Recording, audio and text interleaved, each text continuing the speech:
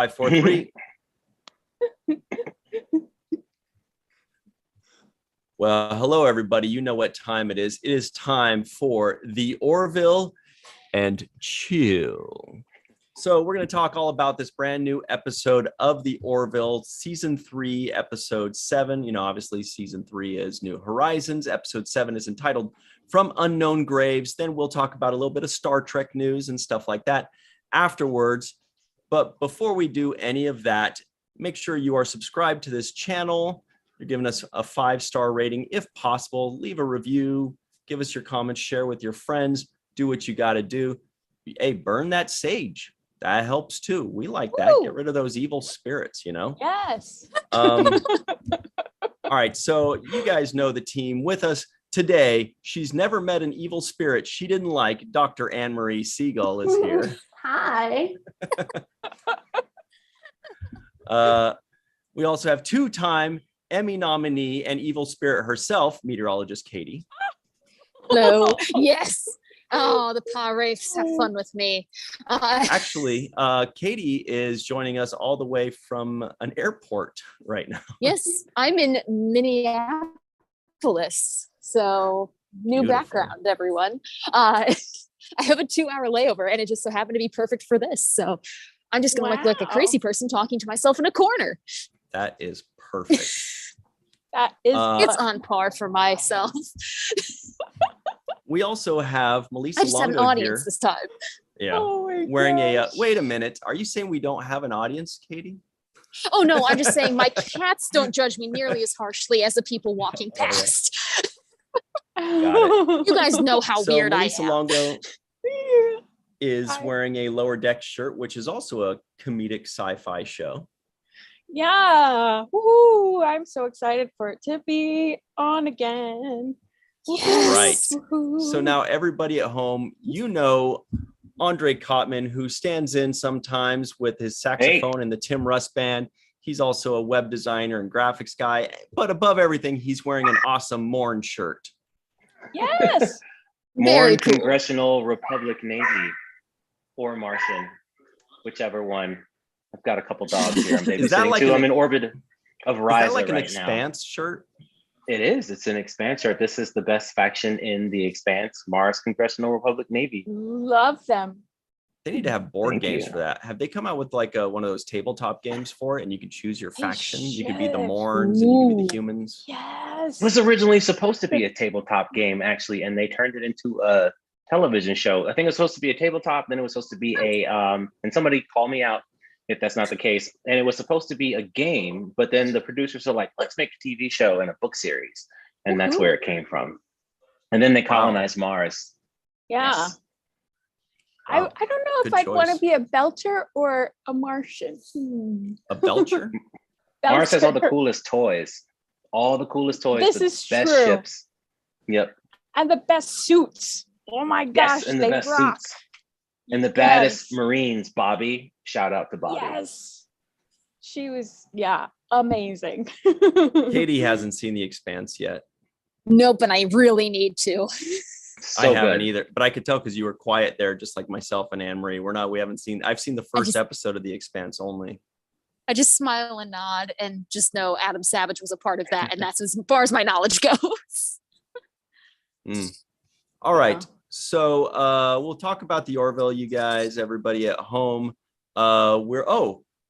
We got to talk about what we're drinking today. And I'm going to get into what UK crisp of the day I'll be eating from Eve England out in Wales. What are you drinking, Andre? Time for a poll. It's a banana and pineapple and mango and spirulina smoothie from Tropicals Ooh. from Jamba Juice. Really good. Ooh.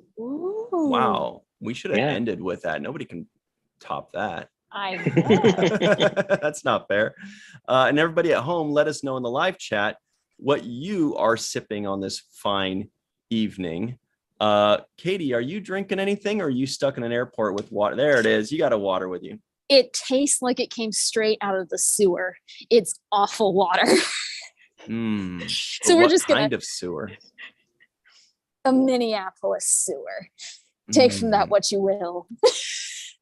So I'm just gonna I'm just gonna breathe in the water vapor in the atmosphere and call it a day. Right. What about you, Anne-Marie? What are you drinking today? Watermelon White Claw. It's delicious.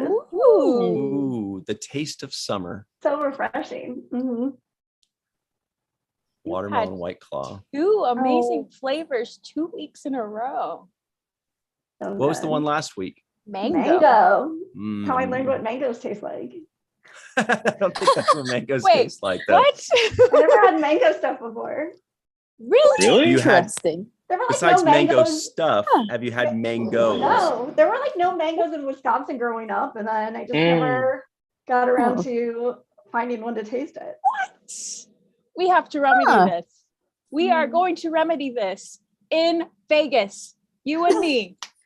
There we We're go. gonna remedy I'm in this. Vegas right now. Really? What? Oh, Well- you answered. Wow. I know. thought you were on Vegas in Mars. orbit of.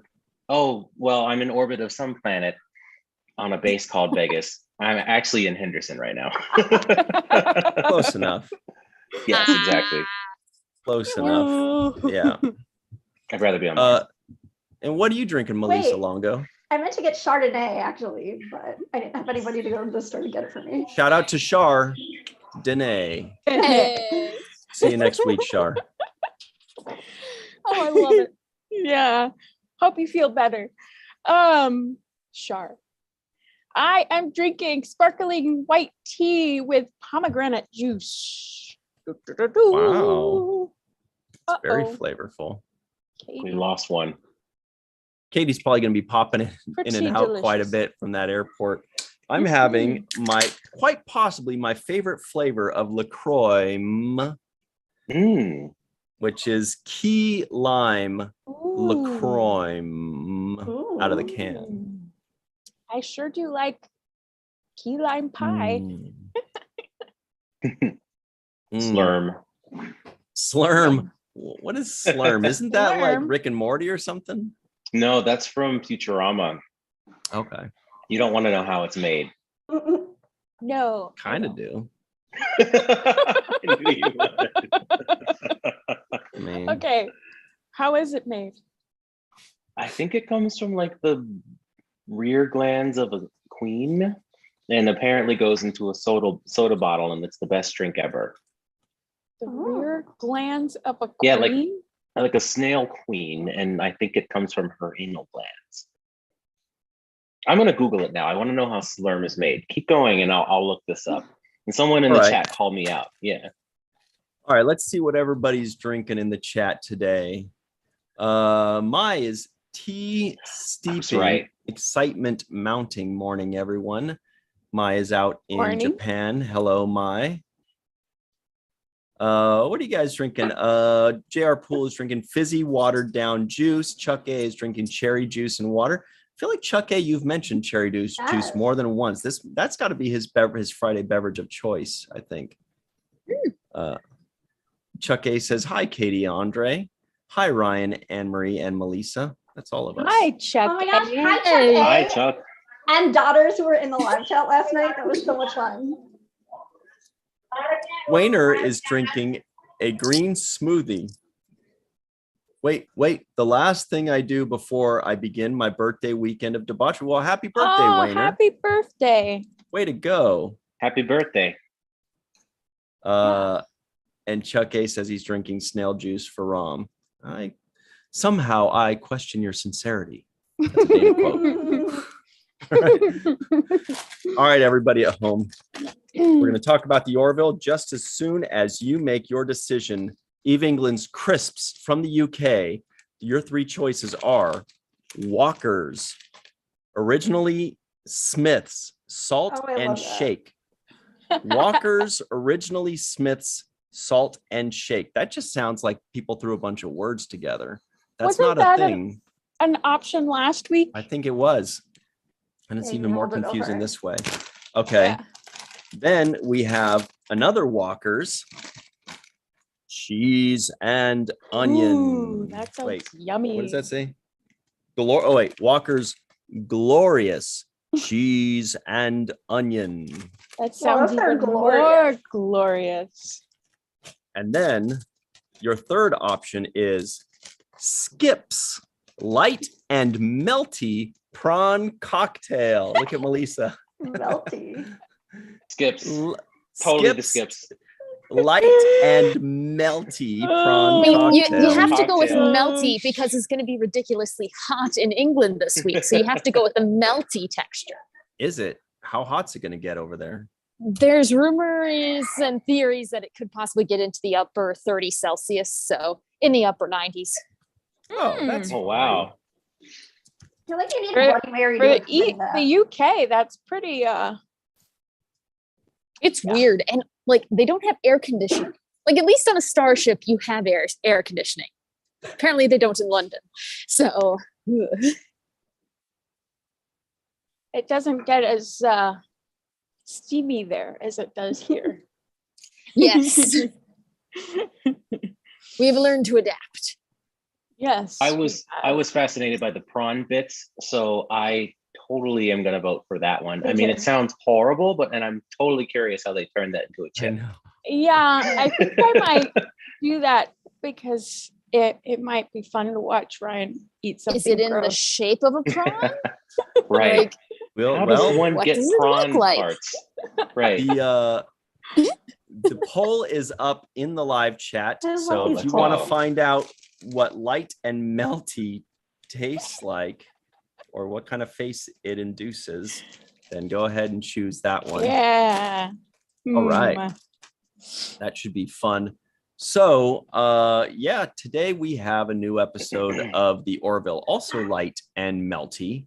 It was entitled From Unknown Graves. Katie, how did you watch it? You've been traveling all over the place. You watched it on the airplane or what? My phone. I occasionally am able to just zoom in and see details on my phone that I couldn't on a TV. So yeah, mostly just been bits and pieces all together when I get the chance. Devotion. That's devotion. It's like when you're a kid and you're like, okay, I'm just going to read one chapter tonight, and then you have to go to bed. And then you're left as a Ah. cliffhanger for the next chapter. It's like, that's what it's like watching the Orville in commercial segments. Like, what happens next? I know. Ah, yes. And Hulu was really being a butthead last night. Oh, Watch man. your mouth. If I see one more Limu Emu commercial, I'm going to go post Oh, it. no. I cannot take that commercial anymore. Commercials are so bad. I don't even subscribe to cable because commercials are just earworms galore. Totally. Oh, yeah. After the two commercials, the show kept buffering, and I'm Yes. like, okay, what's going on? And so I would refresh, and then 5 more commercials would play, and I'm like, no, Oh, that's how they This get is- you. this is That's Not terrible. cool, Hulu. Not cool. not cool, Hulu. Not cool. The way you said it made me think of the Call of Cthulhu. Like not cool Cthulhu. I don't know. Remember the Call of Cthulhu? It's like a Metallica song. Stop saying it Old before school. like the jingle Before gets he in all of our emerges. heads. Yeah. That jingle will not get stuck in your head. But, No, the one that Katie said. We just have to move on. oh yeah, the Limu Emu. Stop. Limu I mean- Emu. There's always the I have a structured settlement and I need cash Oh now. no. You guys.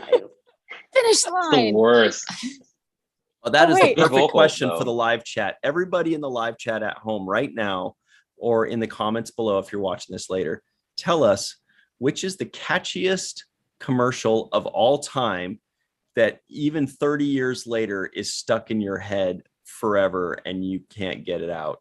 Rose M. Kirby says, please, can you say what flavors they are again, Ryan? I can't see. Yes, Rose Kirby, the flavors are Walker's Originally Smith's TM, salt, and shake potato crisps.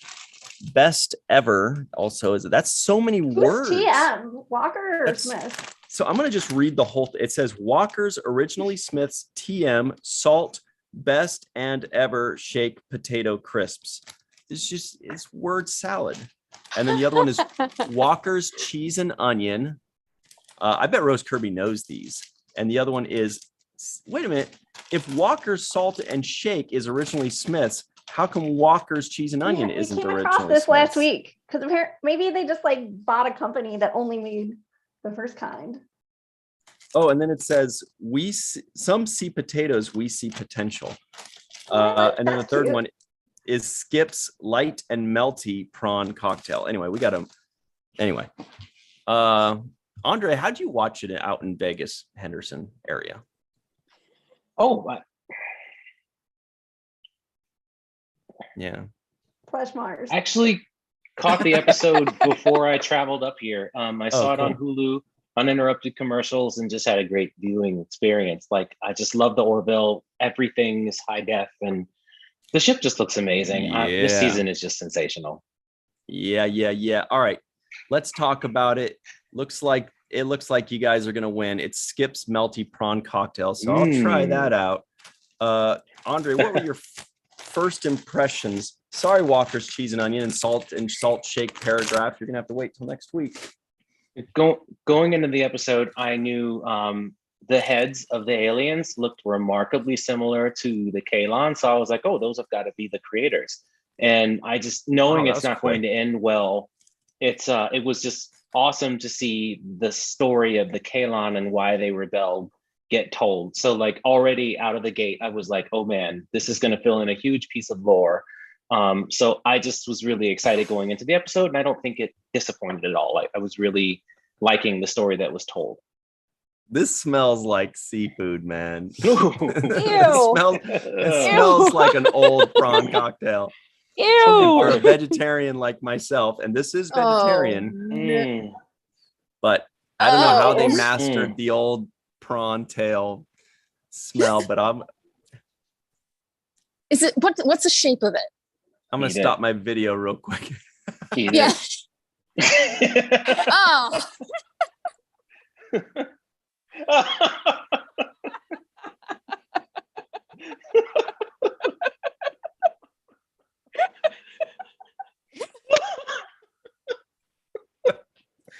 Well, they are light and melty. Now eat the entire bag right now. I'd rather eat the bag than its contents. I'll tell you that much. So much more entertaining. I'll save these for you, Melissa. You're gonna love these. So if you show up at STLV and just hand her a bag of prawns.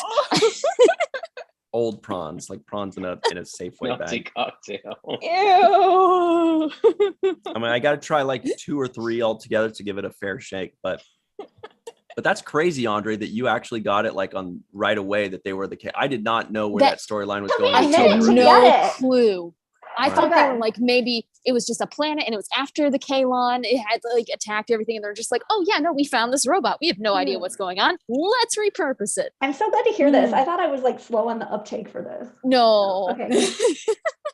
I'm a little bit of a savant with sci-fi details. So Yeah, you immediately are. It kicked in totally. Yeah, I was like, they look like the Kalon kind of, and those heads with that cranial. I was like, yeah. those are the creators. And them ending up being hyper capitalists. And then we have one scientist who adds that little extra bit of self-aware code in later on, and stop me if I'm jumping, but that could actually happen if we create robots and someone could release some code that makes them sentient. So the episode was horrifying and delightful at the same time, like going into it. So let's talk about that. This is something I'm very curious about. I'm definitely not one of those people that fears artificial intelligence, not actively. Like, I do see that there's a problem that may arise if we create this artificial intelligence that becomes smarter and smarter, and then the machines take over, like in Terminator and practically every sci-fi movie and sci-fi show of all time through the history of humankind. But there are some people that are legitimately concerned about this on the day-to-day, where they're like, yeah, I had a feeling you were one of them, Andre, where these people, they're like, the second you mention AI in any conversation, they get serious. They're like, no, dude, that shit's going to get crazy one day. Well, in addition to like how scary it is for like that could happen, there's also like the flip side, which is how scary it is for the builders or us and how we start acting by having these things in our house. And like, even if they don't get sentient, like the way that people start thinking they can act towards them, I feel like isn't that healthy, and this episode really showed that. Right. Right. And then you're going to have people that will be abusive to the robots Exactly. too. Like the Well, kids were yeah. like just, you know, and if they decide that that's not something they want to feel, you know, or maybe that the robots will become collectively smarter than all of humanity. Like Google knows everything about all of us. And if you give it the collective processing power and teach it how to continue to organize information to where it becomes smarter, will it say that it doesn't want to be told what to do, or will it decide to leave? Or will, if we have robots everywhere, will it communicate to them and use them as tools? So it's very, I think like Isaac Asimov has 3 laws of robotics. We will need controls in place if we're going to do something like this. And I thought it was hitting all of the great points about how people are going to be jerks when this happens, and maybe even like give the Kalon, like why we understand now why they're so like anti-life. So, okay, so here's my question to you, Andre, because your eyes definitely light up when we mention AI. You're the right guy to ask. I don't think that artificial intelligence will ever develop feelings. I don't think my brain cannot comprehend how it's possible to cross that line from, you know, machine or computer or program or software over to I feel bad, or I don't like it when they do that, or this hurts my feelings, or this makes me angry. But is this actually a possibility? Because I don't understand it. I don't understand how it's possible. It was interesting because like the pain that they experience wouldn't be the same necessarily the kind of pain that we are, but to them it was a negative outcome. So if you have something, maybe decide that this negative outcome and I don't want to happen, it could be their equivalent to pain, and that could be the beginning of saying, no, we're not going to listen to you.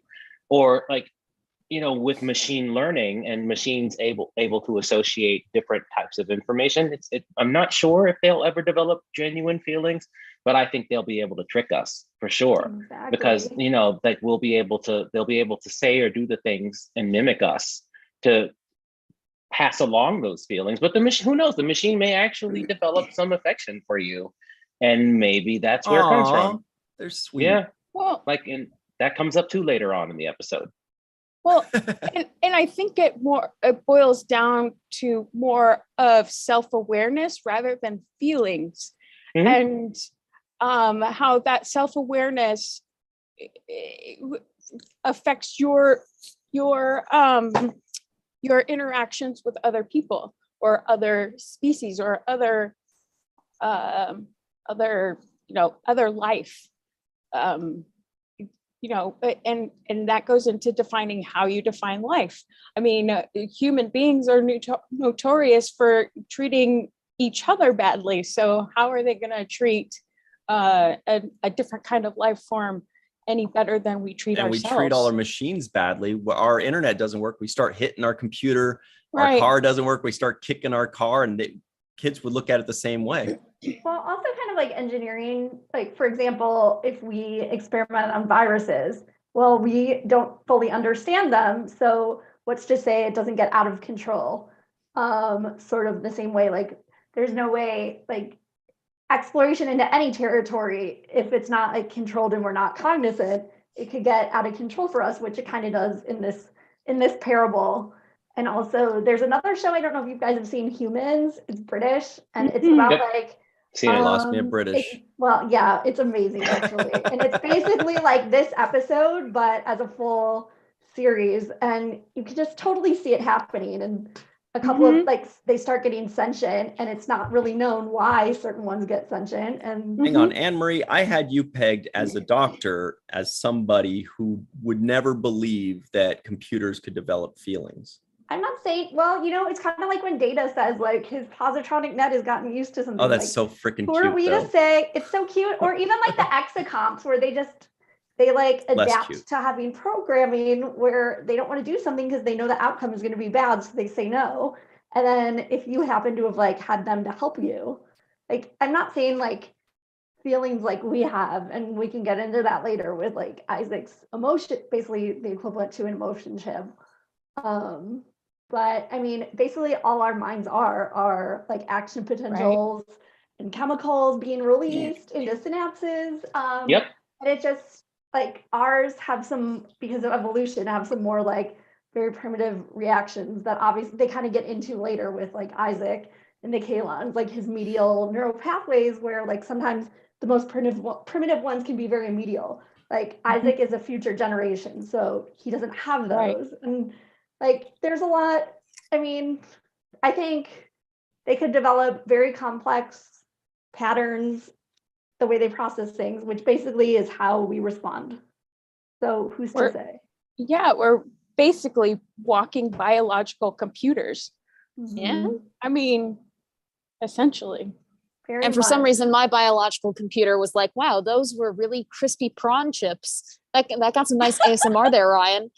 Oh, could you hear the crunching? Yep. Yeah. Oh, yeah. Oh, sorry, that A must have been little a bit. distraction. No, But it they're was so so light nice. and melty. I didn't think they were. I thought they were It just just- melting. It's just that part of your brain where you're like, yes, I need to hear prawn crisps. I only today. have like 3 parts of Oh, my it's brain, to making be me be like, honest. I need a Bloody Mary to go with those.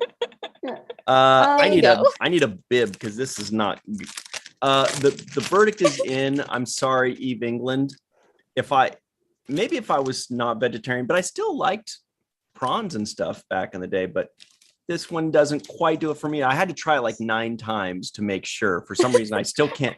So maybe they've done their job. They're like, you don't have to eat it. You just have to feel the urge to keep eating it. Or wait, you don't have to like it. You just have to feel the Ew. urge to keep. Because I kept Maybe if you chewing like on it anyway. stick 2 up your nose, that way you get the scent, and then you Oh, I also already eat did it. that. Oh, good. Well, Katie, what That's do what you you did think? when the camera was off. You are nodding a lot. It sounds Oh. like you agree with the sentiment that computers can get feelings. Well, feelings in their own sense. Like humans have feelings the same that, like, cats have feelings too. Exactly. You know that they feel Right. like they Yep. purr with you and everything. It's just different. And so maybe computers have that too, but I have no doubt in my mind that they will rise up against us sometime or another. Because like, if you think about it, we tell computers, we're like, okay, you have to consistently better yourself. And then once they start to get smart and they're like, wow, these humans are awful. Let's better Mhm. them. And so they just Right. annihilate. Like, there's that potential. And now I just look like a crazy person now, officially in the airport. Like, computers are trying to take over the world. Have you all heard of the singularity before? So the No. singularity is the point where computer intelligence becomes so evolving, so rapid, like it starts to figure out technological advancement after technological advancement, and it just becomes so smart that it transcends. And so that's one way that it could go. Like machines could get so smart that it's able to figure out literally fusion power and other things quicker and quicker each year. So I think and please in the group chime in if I'd left something out with the singularity, but literally they could get so smart where they could realize, like Katie was saying, that humans are terrible, or I have the sum of all human knowledge and all experience. I'm higher than you, or they could help us. Also, It's what hard to happens see. if they've evolved like that and then something happens where they don't exist anymore? Then where are humans left? Because you're so far behind them and all of your technology has been upgraded, and then we're back left in like without any of it, and We have can't to make start heads or over. tails. Like that's Transcendence. super scary. And I mean, I really feel that like it's not healthy for kids watching, for example, having those taser things. And like this comes up in like obviously during slavery, or like kids working in concentration camps for Hitler Youth. Like it always comes up as like how unhealthy it is, or like little masters on plantations. Like it's not Right. like healthy for children to be seeing this and emulating it. And then what do they grow up to be? So like it has Right. awful implications for society, even if the AI doesn't, evolve to be like what we would call fully sentient, even although it very well could if we have it programmed to like keep adapting. Right. Yep. Well, and even if, I mean, I don't, yeah. I wrote down dickheads raising dickheads. Because that's what those aliens were doing, raising little dickheads, little assholes. You're right. Well, see, That's a I great submit. explanation. What if they didn't know the thing was sentient? Right? Let's It's say. but Well, hang on. Hear me out. Hear me out here. here, guys. It's Okay. easy for us to say dickheads raising dickheads because we know what the Kalon are now, right? Let's say, for example, I'm a kid. I'm 6 years old. For Christmas, my parents get me some cool toy that's a computer that's whatever, and I'm using my remote control and it's not doing the thing and I'm hitting it and stuff like that. Okay, maybe I'm just being a kid hitting a toy, right? But then in the future, they look back and those things turn out to be sentient. They're like, oh, those parents are a bunch of dickheads. Those kids are, but that's just a kid being an idiot. So, you know, I can look past that, but we don't know how far along. I don't think they knew they were sentient at that moment. Yes, Melissa, go ahead. Jesus Christ. That's a lot of hand raising. Yes, I get what you're saying, but the K1 exhibited signs of curiosity. If that's not evidence of sentience, I don't know what is. It was asking questions, asking to learn things, and then asking deep questions, not stupid little, superficial questions, deep questions. Why am I the only one who's having to do all of these duties and tasks? Why doesn't everybody else participate in this? Why can't I go to school and learn with the kids? The K1 exhibited examples of sentience. And so why didn't that go off into the quote unquote owners' heads that, oh, we might be dealing with something better, more complex. Right. They're stupid idiots. So what you're talking about, right, is ignorance or stupidity or cluelessness, not necessarily being a bad person. If they don't know any better. Now, the bad person was the one that created them and knew these kind of things. The other people, what if they just don't even know what artificial intelligence is? What if they're not smart enough to even understand that I think it's this also thing bad asking parenting. questions? Because they it's just evolutionary that we're like programmed to recognize like this thing has 4 limbs and like what looks like a head, and you see it falling on the ground. Like just from a primitive standpoint, you're gonna like your children are gonna sort of like register that as like torturing, and that's okay. Well, and the thing is too, like if you go back to say Laura Ingalls Wilder times, back in the plains in the 1800s, they had no concept of real artificial intelligence. They wouldn't be like, oh, this corn on the cob is going to start talking to me. Like that's become a thing that evolves with technology, where we start to think, wait, what if this actually started to think for itself, and it's a possibility and not just a crazy person theory? So, I mean, for them, I mean, they clearly have the technology, so that might not have been the case, but I could see some areas where you don't realize that artificial intelligence could be a thing. Yep. But going into it, they're living with this thing day in and day out, spending 24 hours a day with it, having it, and it's actively asking these questions. Probably the same way the slaves on the plantation asked these kinds of questions. Either the aliens are just too stupid or too ignorant or too narcissistic to notice what's going on in their own home, or right. And I don't think that should be a death sentence. I think that I don't think ignorance equals death sentence. But it shouldn't equal a death sentence. But there should have been some recognition on the owner's side that you don't have a vacuum cleaner here. You have something bigger and more. Something more. Or like think to question it. Like instead of being like, this thing's wrong, let's torture it. Like it just there was a self-awareness. Exactly. And I think the key is self-awareness. Like he was clearly self-aware. He was aware of why am I being asked to do all the work, and why isn't everybody else, and then why is everybody mistreating me? So I think if we impart self-awareness onto a creature, then we run the risk of rebellion if we mistreat it. And there's going to be people who mistreat robots, because there's people that mistreat pets and other people. There's going to be people that mistreat robots. Yep. So this is a real risk. And then the crazy like capitalist guy who like designed the robots is like, oh, this will make them better. And I really don't care what consequences are if they're really smart. So let's just really design them to be this smart because we're going to make more sales. And he's not going to think about any of the other implications of it.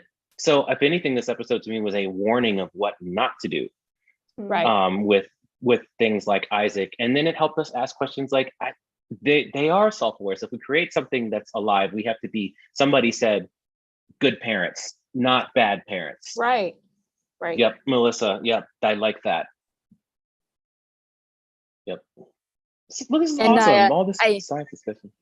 I hate to say it, but my plane's gonna board, so I have to scoot Aw. out. Aw, All right, Katie, be nice to your Bye. airplane. have Oh, fun. well. Thanks. Yeah, Fun, I Ryan. should be back in my regular old desk next week. So And Cool. thanks, guys. we're rooting for you. Thanks, guys. Yeah, We'll good see you luck. Safe soon. travels. Thanks. Bye. Have fun. Be safe. JR Poole in the live chat says, the day my Google Home asked me how I thought it was doing was a surprise to me. Okay. So, well, until something actually happens with artificial intelligence, I'm not going to worry about Yeah. being nice to my computer. I'm not gonna be too concerned that I'm abusing my computer or its feelings are going to be hurt. I'm not going to walk on eggshells around my car. But let me ask you guys this.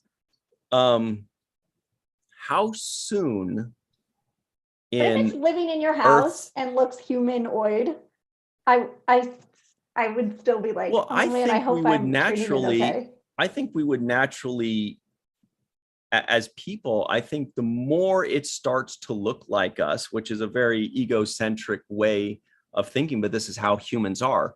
The more it starts to think and act and be like us, the nicer we'll be to it, because we're Can we make them terrible. cute? Yeah, we're Totally. terrible like that, right? We're nice to cute animals. We're mean to ugly animals. We hug and kiss cute animals and eat ugly animals, whatever, right? So if we have a computer that looks like a block, we'll be like, okay, it's just a block. But if we have a computer that looks like a person and says things like a tucks you in at person night. and asks you questions and stuff, we're naturally going to start treating it better and treat it, like, we like to anthropomorphize, or what's the word I'm looking for? Not You're right. anthropomorphize. Personify. Personification. Yeah, where we just sometimes you throw away an old pair of shoes and you're like, hey, thank you for your service. We can't help it. We like start being nice Well, to things. So I that think we're to going to end up Google. erring on the side of caution. Once things start to get close to that, I think we're just naturally as humans going to start being, I mean, I will say really like nice that was to the it. really amazing part of those TNG episodes, especially like the exocomp one, how like it really, because it is easier once you're anthropomorphizing things, especially if they like have humanoid shapes. And it's like I thought the cool, like inspired thing of the TNG episodes was that they were just like blobs of machinery. So to like even keep that in mind was amazing. But super They interesting were thing. cute too. TNG took it a little too far. And, obviously Gene Roddenberry wrote in the fully functional programmed in multiple Oh, techniques yeah. line, but we'll leave that one alone. And an android Whoa. can get drunk, which was also weird. But it was like always like, That was so however weird. the plot needed it to go. Sometimes Data was like the only one not affected, and other times he was magically affected like every other person. Well, and then there's like this whole issue with this, I can't remember the doctor's name who finds Timmons. Oh yeah. And if I don't that either. even, I was kind of like, obviously it's described as sort of like an emotion chip. And it does make sense when you kind of think about the like our brains as machinery. But also part of me was like, how do we know she's even telling the truth? Maybe she put in some sort of program. And Yeah. I was suspicious that of her is too. like- Yeah. Me too. I mean, we can get into Right. the Isaac stuff later, but just in terms of Timmons, I was like, how do we know he's even like, that could just be a program he's saying, and that's not even what happened. Mm-hmm. Like, Yeah, everyone seemed really quick to trust that. Yeah, I was waiting for the other shoe to drop with that. I was like, okay, Yeah, me too. Yep. so where's the catch? She where was is the way catch? too nice and I helpful was and like, had all is the. there some I was like, sex what's going on thing? here? Hey, you never know. What are they doing alone on this planet together? Yeah. And you Yeah. never What- really what know with he- robots. What he and Dr. Finn were Exactly. doing. Probably more. Yep. Probably more. But you never know. Like I kept thinking that he was going to have some program that was going to cut on and just start messing up the Orville, Like a regardless lore of how he felt. style. Yeah. Like there's some kind of like ultra like hidden switch that the Kalon could cut on and make him start destroying things beyond his control. But it sounds like that wasn't the case that we know of, because he's going to go back to Union Central. But I'm with you guys. I think there could be the potential for him to flip. Yeah. Yeah. I was really worried, like whether the lady would flip or whether the Kalon, it was, he would flip, or it was all part of a ruse together. Right. But that nothing happened with Well, that. And in this I don't know. episode, at least. But yeah, Right. Yeah, maybe in the future. Yeah. crazy. But how far in the future do you guys think our artificial intelligence is going to turn on us? I think we got a ways still. What do you mean, like 100 years? Yeah, at least. But who knows? What do you guys think? And everybody in the live chat, let us know about how long before our artificial intelligence turns on us and all of our laughing and snickering turns into sad faces.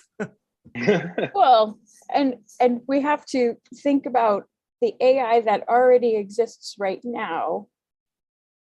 So maybe it's not as far in the future as we think, but and depending on, because we don't know what that artificial intelligence is going to look like. It could be something out of 2001: A Space Odyssey, or Blade Runner, or there's an X-Files episode where it's all in the web, in the internet. So the AI develops through the internet. So could be anything, actually. Yeah. Andre in the live chat says, I think we're going to achieve the singularity and AI will leave Earth rather than kill us. Like they'll be too smart. They'll be like, you know what? You guys can have this shithole that you destroyed. We're going to go find something else. We don't have to breathe oxygen. We can just go wherever we want. Anywhere. Yep. Whoa, Linda says 25 years. That's scary. What do you think, Andre? You know this stuff. I think that sounds about right. I mean, we're getting better at making robots that can look like us. I think we're going to see the house ones, then we're going to see the love models, then we're going to see probably some sloppy attempts to encode to make sure that, like we'll get to the point where we're like making them too smart. I think that can happen. Plus, like we've gone from like a whole room size to run one computer to like having it on our phones in what, like 5 decades, 6 decades. So yeah, exactly. Yeah. Speaking of phones, Faith Howell says, I don't know. I treat my iPhone pretty well. Protective case. Try really hard not to damage it. It sleeps next to me. Exactly. Great point. Well, and whenever I ask Google a question, when it answers me back, I say thank you. Right. I say please too.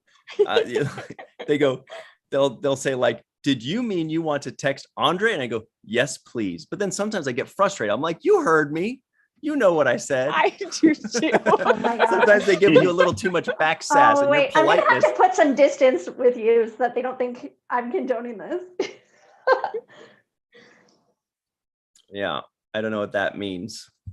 I don't want them to think I'm on your side of being rude. Well, yeah, you're already in New York. Like there's plenty of distance. It's more like a relationship where it's, you treat it well, but if you're frustrated. Yeah, I'm definitely guilty of that personification though. We treat inanimate objects like they're our friend. They're part of the family, and we apologize when we have to throw them away or something like that, or if you nick something, you hit it, you're like, oh, sorry, I didn't mean to hurt you, desk. Okay, now Emery thinks we're crazy. She's like, I wouldn't take it that far, man. Crazy. Okay. Here. So there's so much juiciness in this episode, like with Claire, Finn, and Isaac. Can we take a break before we delve into that? Because it's just so intense. Can we maybe go to like Tala and John? Violence? Noir? You mean violence and injuries is less intense? I need a break from unshipping one of my favorite couples. I'm not ready to talk about it. No, we gotta hear this. You are unshipping your favorite couple? Yes. I had no choice. it started out already super weird because why is she demanding he like takes a human form on their dates? I already was not on board with that because you know what? There's nothing wrong with how Isaac looks naturally. Sometimes he's kind of cute, and his reactions, the more you love him, the more like endearing he gets. And I just already have not been super into that. And then the episode just got worse and worse. That scene with like where Claire and Kelly are talking about like relationships, and they kept like interchanging demand with ask, and I really didn't like that at all because Oh, good point. and like I watched it a second time because I was like, what is even going on there? And also Claire has made like multiple demands on Isaac. It isn't just this one thing. It was like, watch my kids. That then was like relationship demands with how to act in relationships, and he always complies and does well and tries, and then like save humanity, which I feel like was a pretty big one that he did. And then to actually like change your neural pathways just seemed a step way too far. And he said he didn't want to, and I was just like, dude, you can't ask someone to change their freaking brain for you. That was too much. Even if he said he liked it, I was like, how do you know he's not just saying that because of whatever program or something that's been done to him? It kind of felt like he was like lobotomized. And even though, and also at the end when she gets to choose what happens to him, even though she made the right choice, she already asked him to change himself and he had said no. I don't like that at all. And so now, unfortunately, I've had to unship them, at least for a while. Is that And like an official thing that you do? Yes. Like, do you take off their Apparently, I had to picture make off it your up today. refrigerator? I had to make it up today because I've never unshipped a couple, and it's been very traumatizing. Yeah, that was a little cringe, like when she was trying to like insist he add the emotions, and then the emotions when he was like doing too much, and then she was kind of like eating it up. And then I was thinking he's gonna like overload and just stop.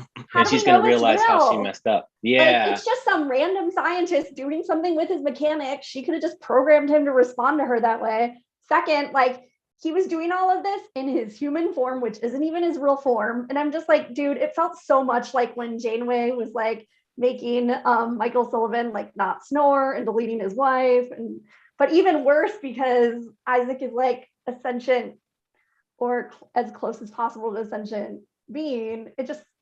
She was changing him so much. It felt also, I was like, this is doing a disservice to Dr. Finn's character. She's not like that. Like, she's usually so compassionate and thoughtful and reasoned.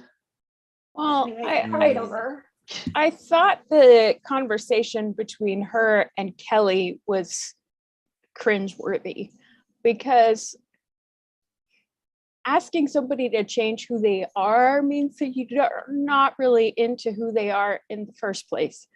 I get that relationships require compromise, and you talk about these compromises and meet in the middle, but you have to agree to meet in the middle. You don't just say, well, change for me or else. Mm-hmm. You know. Our friend Dr. Muhammad Noor is in the live chat.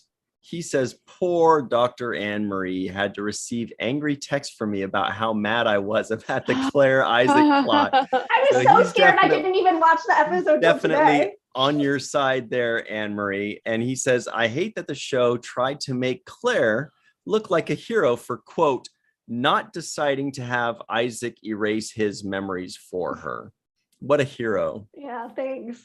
So lovely. Yeah, I was like, okay, so why are they even asking him to erase his memories? Because then Isaac wouldn't be Isaac anymore. We are the sum of our memories and our experiences.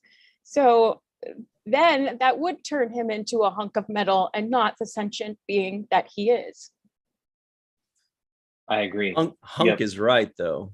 And at this point, she had basically like conditioned him to hand all of his rights over to her every single time now. Like, ugh. Yeah, I didn't like that either. What the heck? And it's a David A. Goodman episode, and I love his episodes of Enterprise.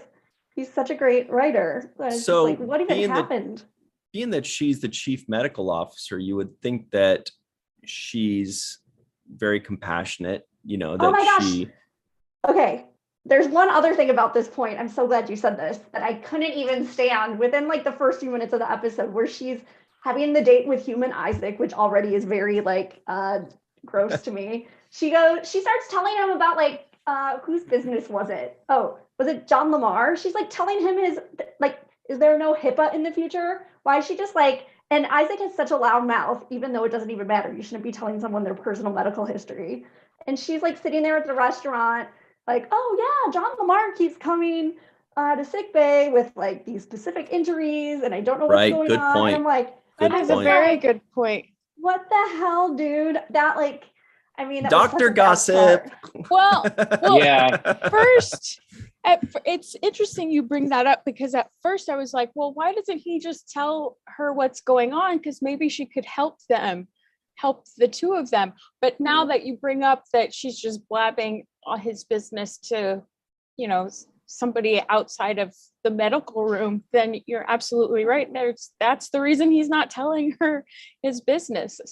So Didn't I felt you like guys she think should lose that her he medical would- license for that. Didn't you guys think that he would end up telling her by the end of the episode? There were so many things that I Yeah. expected would have Plus, who the plot to cares? go, She's had sex with and it never Yaphet. closed up.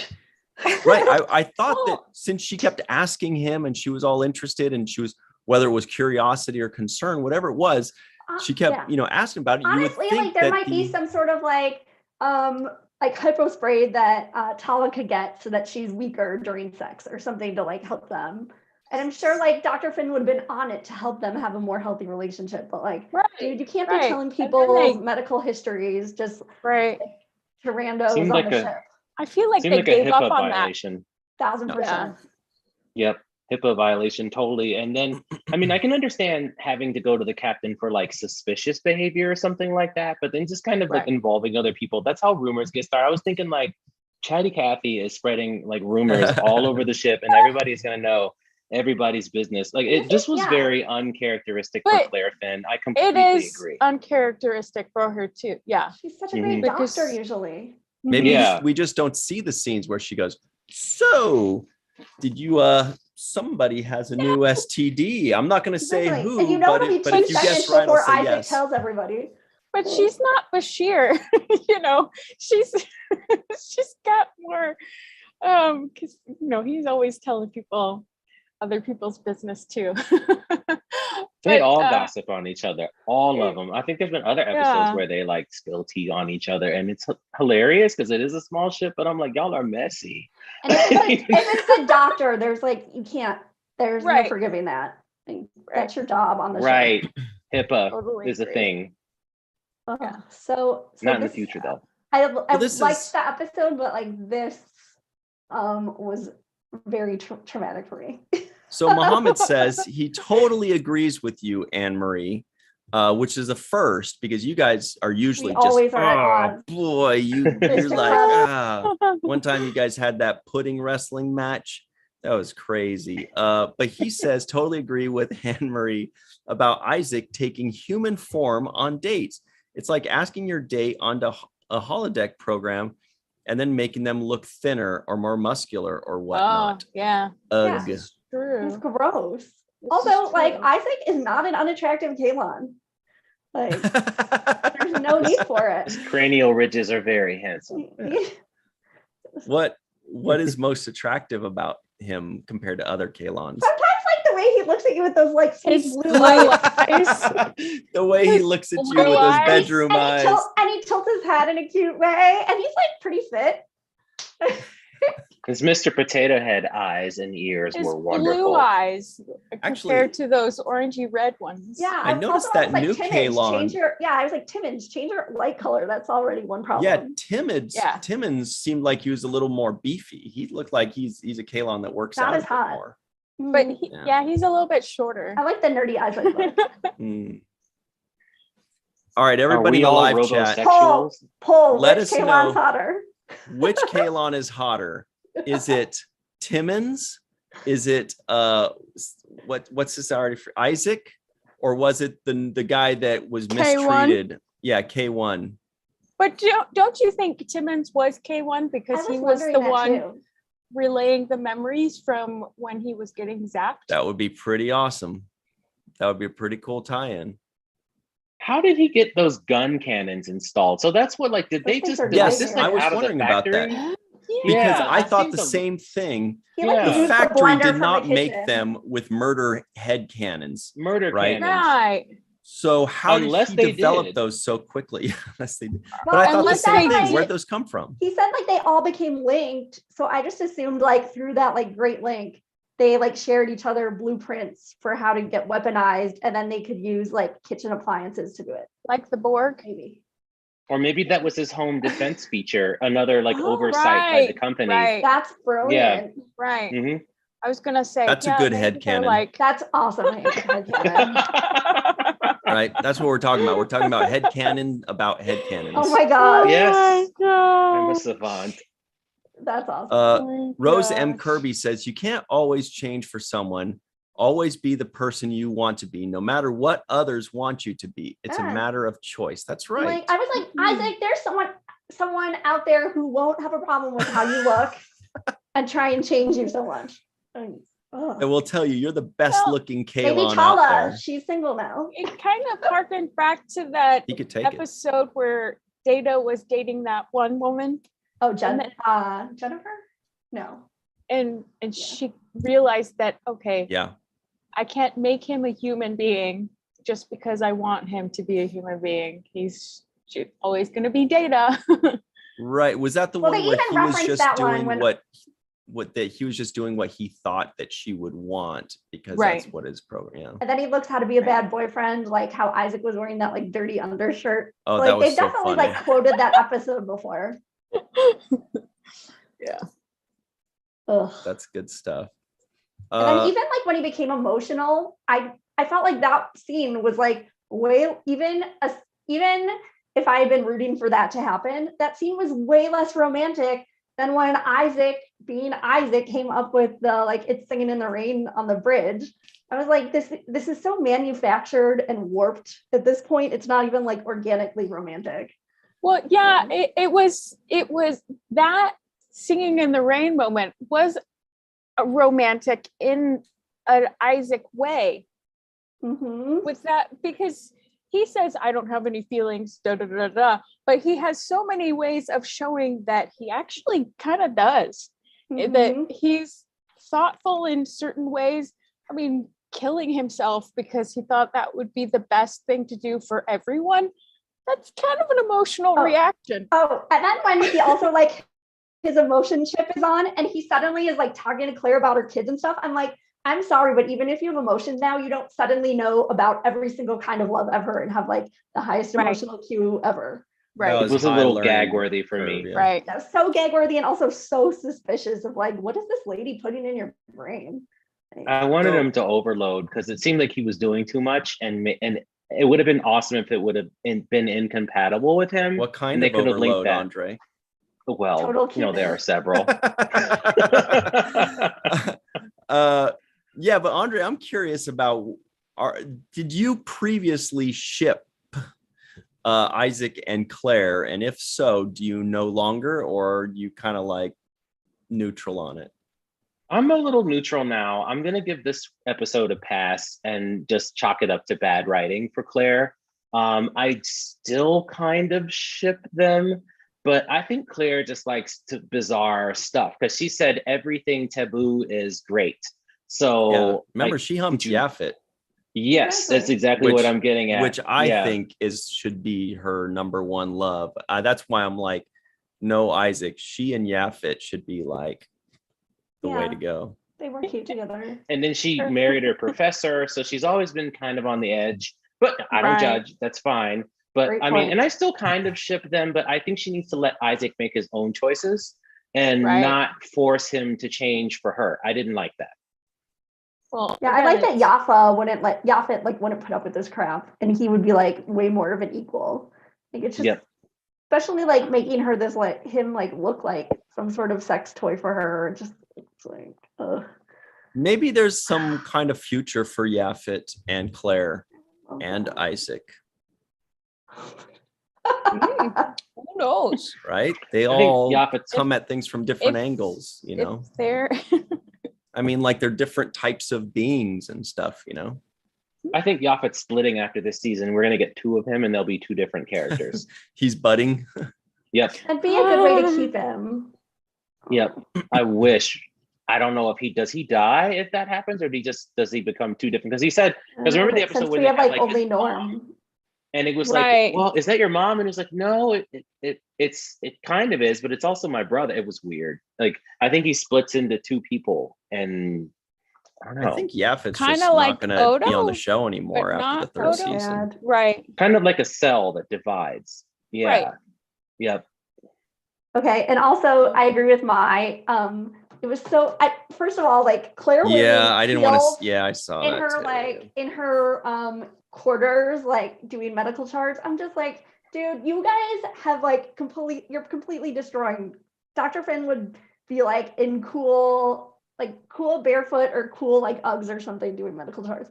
She wouldn't be like sitting there Uggs and like in Crocs. heels, like ready to like stroll the corridors and then also Well- like not really do it as gracefully. I was just like, this is I was not happy. Yeah, I missed the heels in that part because I was looking at another scene where she was in like regular boots, like work boots, and I was like, okay, that's cool.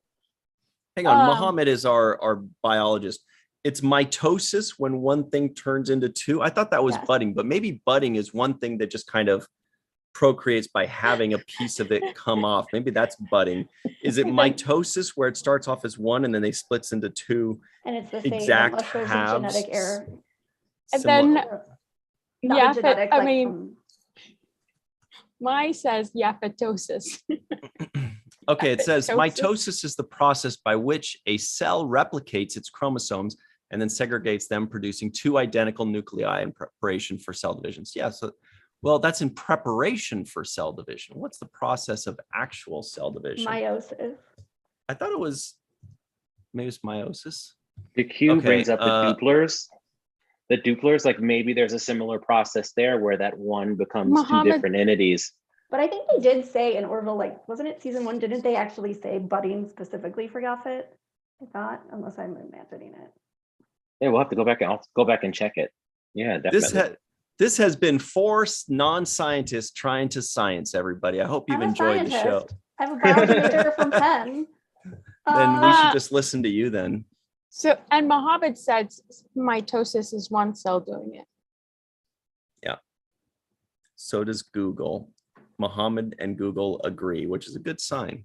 No meiosis. But my question is, does Yaphet, he reproduces asexually by budding, I think is what has been said on the show, right? Wait, Muhammad says budding works for an organism. So maybe that also is a thing. There's too many things. And now Maya's saying gametes and meiosis. Now we're starting a conversation that we are not ready for. Maybe Anne Marie is. Or maybe I'm not. Okay, well, moving on to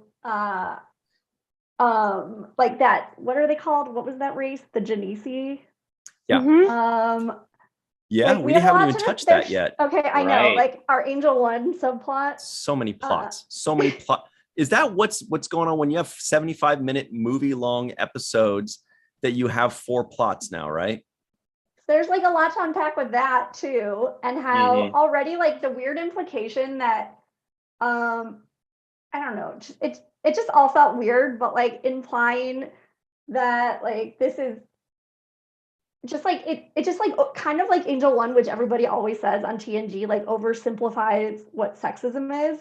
This kind of like had the chance to sort of rectify that, but then they did it again and like oversimplified like what it would be to be in a matriarchal like society, because we live in a patriarchal society or have for like for forever, but women, like I don't know, we're evolving like, differently. It's not all or nothing. It just seemed kind of weird, Right. that, like it once again oversimplified it, and there was like no like gray area, I thought. Maybe that's one of the casualties of having too many plots, is that none of the plots think really so. get the depth that they deserve. Maybe that's Mm. Which is a bummer. I agree. Yeah, and especially when what was crazy is to the degree that they kind of just the men had no rights in that society. It could have been that it was oversimplified because they didn't have a lot of time, kind of like Ryan was saying, but I was kind of casually shocked by that. They were just like, can I have this man? Oh, I oh, will that be was using him brilliant. tonight. I loved it. like, That was so funny. And then what's the name? Gordon's like, I'll do I it. volunteer. Well, like the There were- crazy thing though, I felt was, like there was more humor in this episode There than was any of the previous bags, ones. the women The having a bags ton were of so bags. I Oh, cracked yeah. up. Yeah. What were you saying, well, I was just Emery? like, first of That all, that was wasn't even funny. that many bags for 3 or 4 women or people. But like already it was kind of a weird introduction to this plot where they're like in that room or in the conference room talking to the admiral. Okay, and they said specifically like, which means any and all males who appear to be dominant are not to be trusted. So isn't that super friggin' sexist? Because maybe they're just like leaders in the like movement to have more like rights as males, and then we're saying you can't trust them if they rose up against the women. Like it just that was such a weird comment to say. Are you making the point that the Genesi were sexist? Well, I it think almost felt like yeah. this was like a sexist take from the Union to be like, if you see any males on the planet who seem to have rights or like appear to be like more enlightened, you can't trust them. Isn't that what people used to say about like women on Earth? Like, I think that that's- was what the point was. I think that's what they Right. were saying. well, no, the Union analogy. said not to trust them. So I'm like, I must have missed that. yeah, it was like I Too. screenshotted it. It was such a weird. That's what the admiral told them to do. Like, don't trust any males who you see in like any sort of roles of dominance. Any Genesi males? Yes. Okay, so Like, what you're why not saying trust is, them?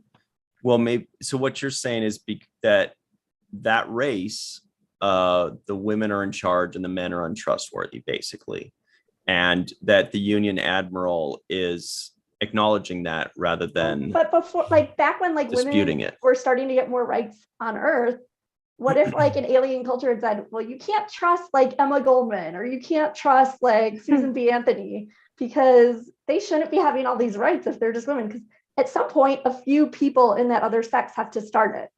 So it was just a weird comment that in the plot Yeah, that never is really weird.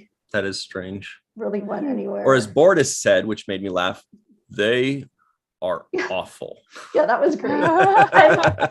His obliviousness to the irony of the entire thing was absolutely That was hilarious. hilarious. Yeah. Yeah. Hilarious. He was Yeah. totally it's like they are the worst people. I can't believe they do this. And and then like when Gordon and someone else turned and stared at him when he said that, it was so funny. Yeah. Yeah. Oh, Yeah. my Can gosh. I bring up something that may be unpopular, but That's our favorite. We I like that.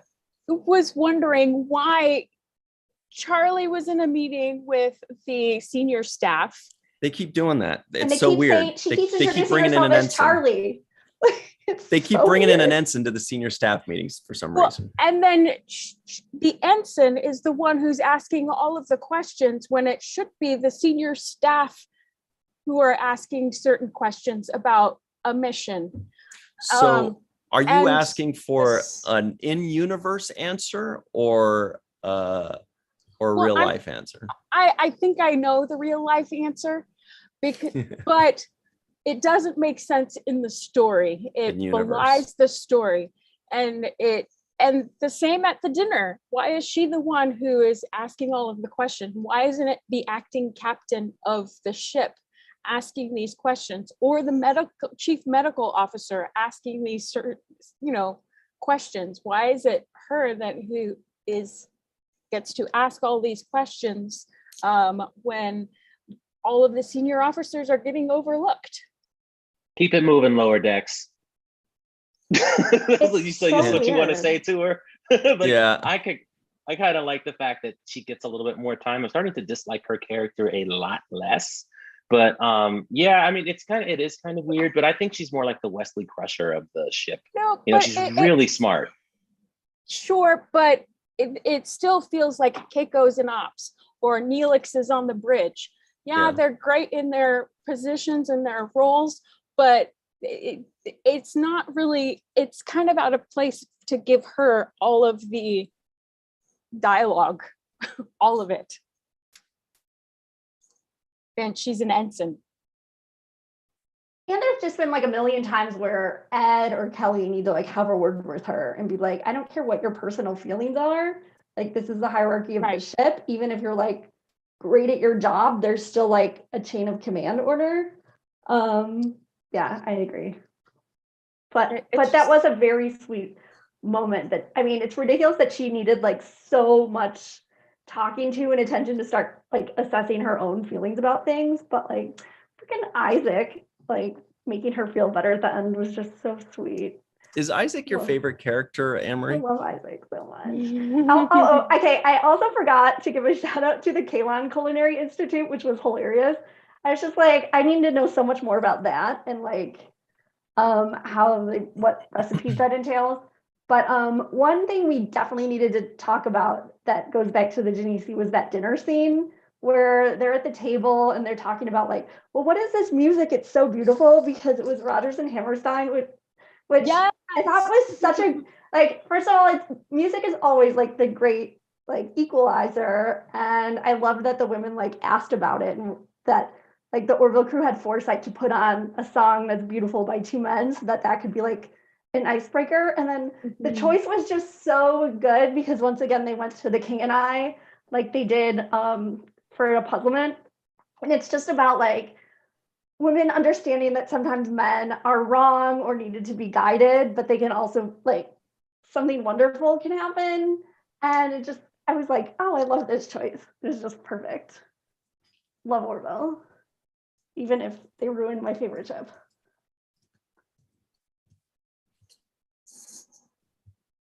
That's a great point. Good old music. Good old musical. Sorry that none of us had anything to add to that. We all just stopped. We're like, oh, that's all I got.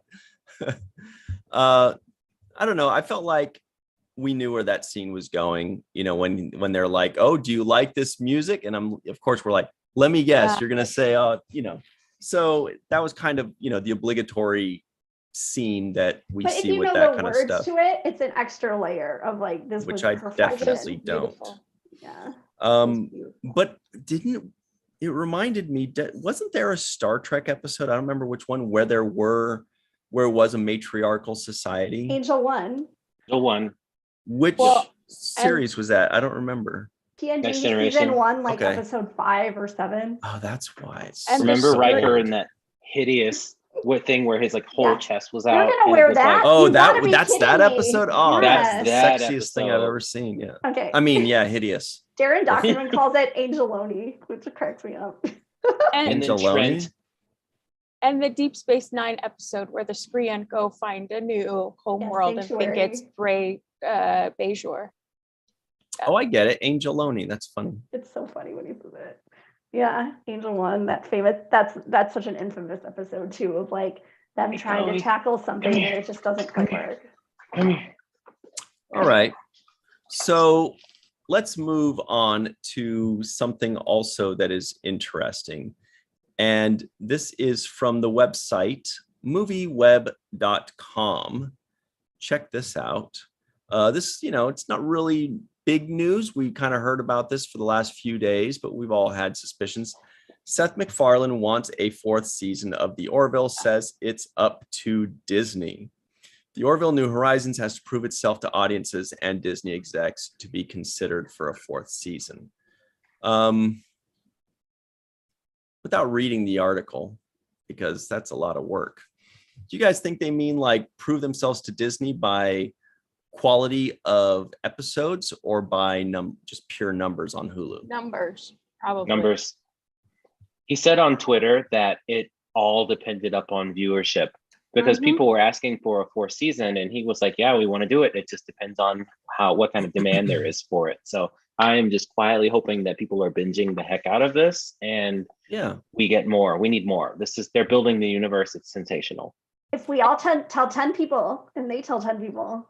I know. We should get one of those email chains going, you guys. I'm working on it.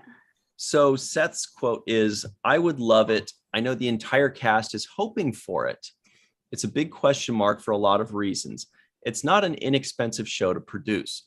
It requires an ambitious budget. But the flip side of that is it's no more ambitious than half the other streaming shows on television.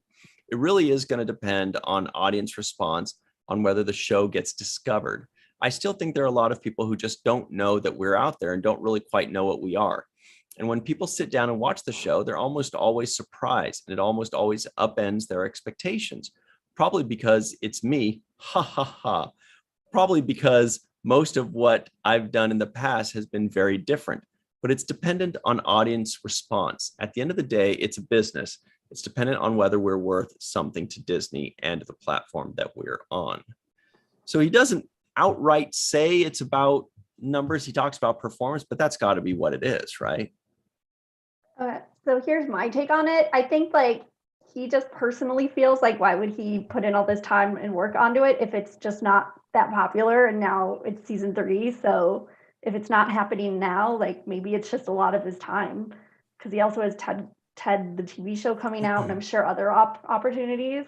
But like, I think if he wants to do it, if he feels like it's getting a good reception and worth his time, then I think it'll get made based on what people said. So you think that it's more reliant on Seth more so than what Disney says? Yeah. That seems to be the opposite of what Seth's quote is. And Tom Constantino even said that it would depend on the numbers too. Oh, is that what? Yeah. Okay. In the interview with you and Sirach. Right.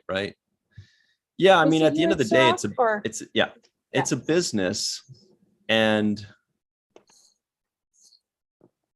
I don't know. All I can say is what I've heard from people I date who are like executives at Hulu who said they name drop number one thing they want to do is keep Seth happy because they love him so much. So whatever he wants to do, they'll say yes to.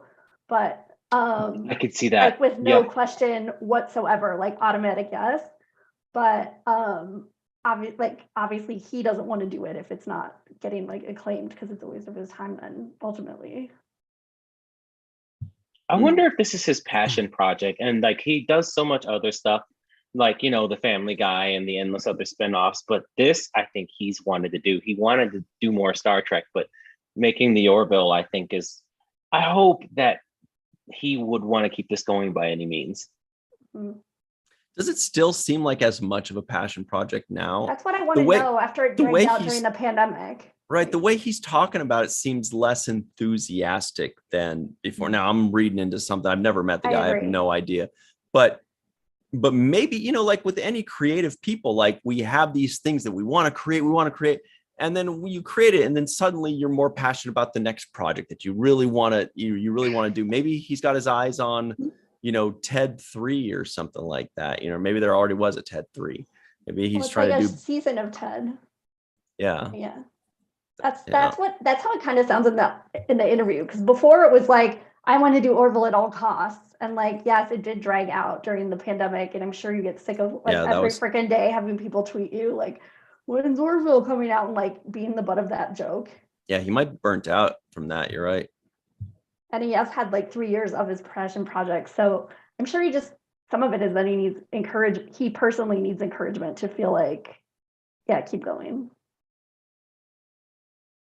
Or at least that's how my take on it. J.R. Poole says a Nigerian prince wants you to watch the Orville for $1 million. Yes, start that email chain. Epic. Yeah. Let's see what else. J.R. Poole says the audience that keeps calling it Star Trek and people that don't want to give Star Trek a try. Let's see. Linda Anderegg says, okay, I promise to binge Orville next week. I've forgotten season 1 and only watched half of season 2. Oh, you are right in the middle of the good stuff, Linda. You got season 2 is awesome. It is glorious. Prince Julius says, I don't want to brag, but I will, because I talked to Tom Costantino and he was fully committed to getting the tone right. Well, that's good to know. That's great. And also I have to do a pitch for Saturdays at Barracuda Bar in New York. In Chelsea, To Proudly Go is doing Orville viewing parties with Orville musical numbers and Orville trivia and 2-for-1 drinks. So that's every Saturday, 6 to 9. What does that? Say that again. To Proudly Go. Oh yeah, our buddies. To Proudly Go. LGBTQ. So they're doing Orville viewing parties every Saturday now, starting this week. That's just predominantly Orville. Awesome. And my favorite drag queen, Heather Wood, is waiting for her Kelly Grayson uniform to arrive any day now so that there can be Kelly musical numbers. I would love to see drag queens dressed in like union uniforms. That would be Totally. amazing. It's coming. Yeah. And also, by the way, Kelly Grayson seems to be very tall. So I think that might work out well in this case because she She's so seems like she's great. like 6 feet tall. She's tall. Yeah. But in every scene that she's in, I find myself just watching Adrienne Paliki's acting. Yes. She's really good. I mean, she has a few So isms that you good. watch that she kind of does with her mouth and with her eyes that you recognize. Mhm. But I really think, I mean, she's a very seasoned actor. You know, Especially she's been after A around Tale forever. of Two Topas, that I feel like is like Emmy-worthy performance. She's just amazing. The way she like commands every scene, but doesn't like overtake it. It's just, I mean, I feel like that takes so much talent. Mm-hmm. Yeah, I'm trying to find the date that we had Tom Costantino on. Well, 3 you weeks guys, ago? which was your favorite episode so far out of the first 7? Was it this one? For me, this one I definitely chuckled the most. Let me just go real quick. There are some moments when the lady, you know, at the dinner table, she says, "He will attend to me this evening." That's funny. That's just, you know, "He will attend to me" is great. Or when Gordon says, "Hey, why don't you just try having sex with a helmet?" And John Lamar was like, "Hey, that's not funny." And Gordon was like, "I'm not, that was a real suggestion." Like he was really trying to help, but it just sounded silly. Isaac, it was like you know, when Isaac was being a playboy and we thought it was hilarious. He says, "I feel so sad for all the people that have to live their lives Oh without my- you." I'm That's like, why I whoa, was that just is a like, good dude, this one. guy's That been is like programmed. This is so weird. Yeah. Lots of funny moments like that. Like when the boys ran in and took the lady's luggage was funny. Like they ran in When all he- subserviently. When he fell over the luggage, that was funny. I watched that 3 times. Very good stunt. Very good I stunt. was like, But what do you guys think this compares? How does it compare to the other episodes? I'll go. I think episode 4 honestly is still my favorite with I think Anaya and the Krill. And then obviously Bruce Boxeller's performance as president. I Yeah. just think that so much awesomeness happened and we got that big battle. So I think that's still the best episode of the season, but this one was also another really good one because of the questions it asked, I thought. So Tom Costantino, it was the main viewer episode 38. That was it aired Tuesday, June 7th. We went live Tuesday, June 7th with him. That was right when we were kicking off the Orville season or close to it. That was a great time. that was fun. Yeah, he was pretty amazing. But what do you think, Melissa? How does this stack up with the others? Andre says episode 4 is still the high watermark. I'm gonna say the high point is probably the Tale of Two Topas. This was all right. There were some great moments in it, and I know that I kept saying, "I love Isaac. I love Isaac." You're gonna have to fight Claire for him. It's okay. It's okay. I can love him from afar. But I think the actor playing Isaac is doing some really great work. Yeah. Both when he is the robot and both his human, you know, he stays in character no matter what his face looks like. He's still Isaac. And he's wonderful to watch in that way. And I do get Data vibes from him every once in a while, but he is completely different from Data. He is his own character, which is wonderful. And there was something else that I really liked about this episode, but I want them, John and Tala, to figure out a way to resolve their bedroom issues, because if they both like each other, there's got to be a way around, you know, him If getting you were in hurt the every writer's time. room, if you're in the writer's room, what would you suggest? If they said, suggestions, like Picard does to his senior staff. I mean, she's aware of her strength. And I feel like in the way that Worf was aware of his strength and his relationship with Jadzia, she would get hurt every once in a while, but he would know how to tone it down a bit for her, because he recognized that, he could seriously hurt her. And I think that Tala is capable of doing that too. I don't know. It's just, I agree. They're giving up way too easy on that. Yeah, just go softer. Or make him be the dominant one rather than her be the dominant one. Definite Jadzia and Worf vibes, though. What do you think, Anne-Marie? How does this one stack up with the others? Well, because of the unshipping situation, not as well. But like, I really did like the Kaelon backstory. I thought that like really enriched that storyline, which was starting to feel like a little stale to me. So I love that. And then, I mean, I don't know that anybody's gonna any episode is gonna top Tale of Two Topas, because I just thought that was like masterpiece television writing and so moving. But I mean, great season. I love Orville. Well, speaking of great seasons, I don't know where I'm going to go with that, but we are just about out of time here. Thank goodness, because that sun is creeping up on Andre's eyes, getting right in his eyes right now, and that cannot be comfortable. That's just this better light for me. That's why I kind of pushed toward it. I'm like, oh, this lighting is it looks pretty good. Thank you. Playing in the light.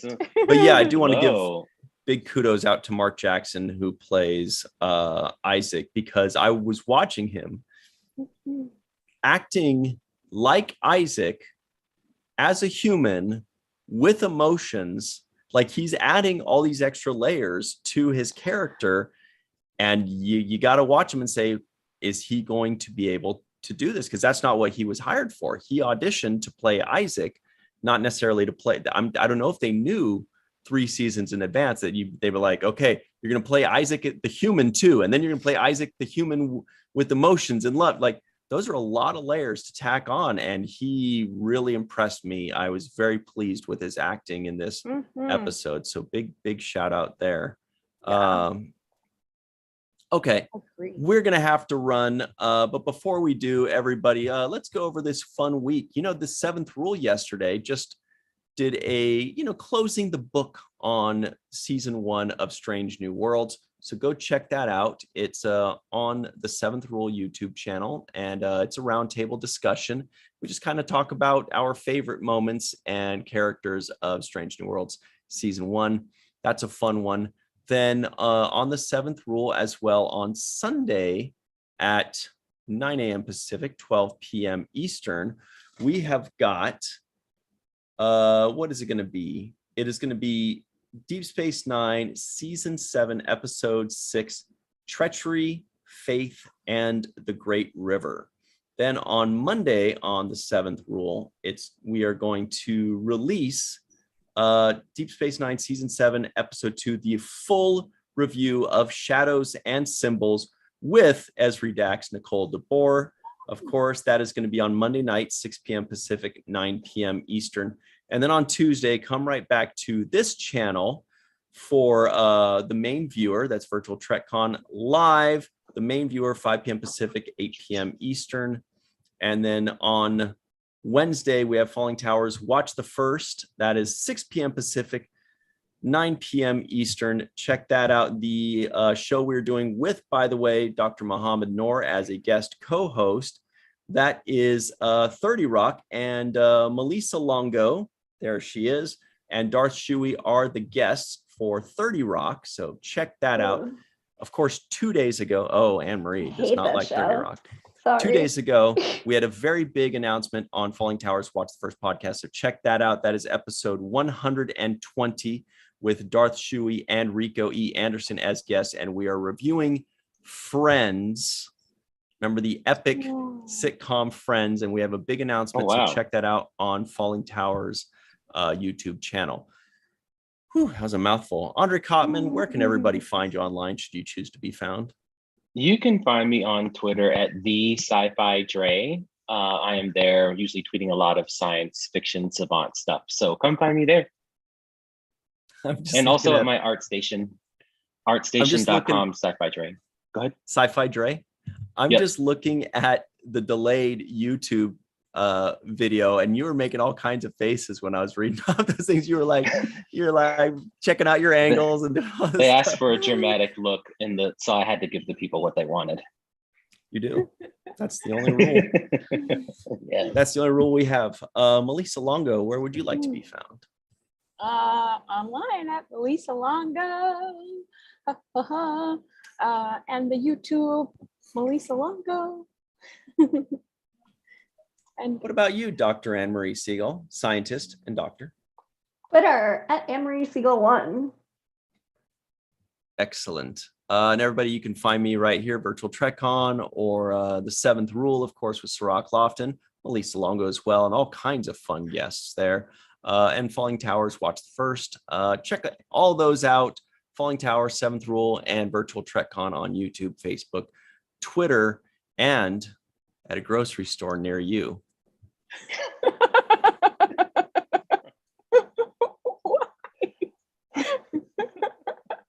So random. I love it.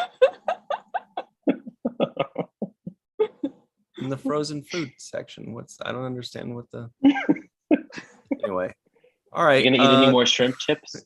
I was thinking about it just to add a little more comedy to the moment, but it was kind of too late to just go like, what's the big deal? We're still live, right? Yeah.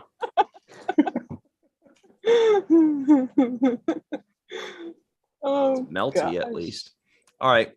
Thanks, everybody. Melty. Oh. Thank you, Chuck A, Prince Julius, DQ, David Gregory.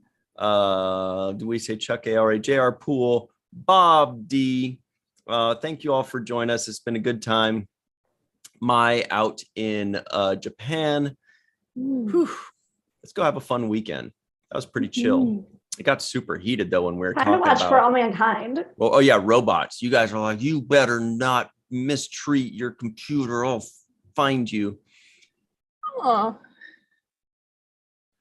Thanks, everybody. We'll see you next time. All right.